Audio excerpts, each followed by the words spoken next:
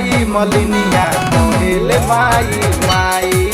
भैरो भैया के संगे ले आई माई गौवा में हमारा आई बाजे लटने टने घंटा जयकारी जय जय सुनाला ये माई बाजे लटने टने घंटा जयकारी जय जय सुनाला ये माई पझुलुआ लगाई मलिनिया कहेले माई माई भैरो भैया के संगे ले आई माई गौवा में हमारा आई भैया के संगे ले आई माई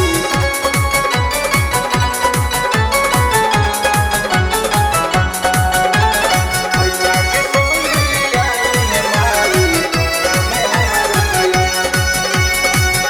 आई नवरातर जब से लागल दरबार हो तारी गावे गावे मैया जी हमार हो आई नवरातर जब से लागल दरबार हो तारी गावे गावे मैया जी हमार हो नारद जी बीड़ा बजवले बाणे देवलोक नगरी में गई नारद जी बीड़ा बजवले बाणे देवलोक नगरी में गई निमिये पछलुआ लगाई मलिनिया कहेले माई माई भैरो भैया के संगे ले आई माई गौवा में हमारा आई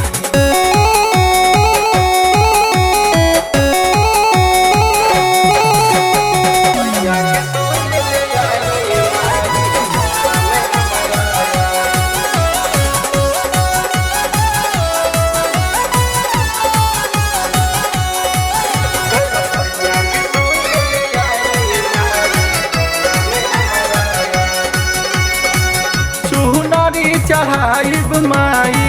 लाल चटकदार के बेहतवा बना के हमार चूम लालीलार के चुनरी चढ़ाइब माई लाल चटकदार के बेहतवा बना के हमार चूम लालीलार के छकवा लवंगिया के खिरिया बना के कसवा खियाई माई छकवा लवंगिया के खिरिया बना के कसवा खियाई माई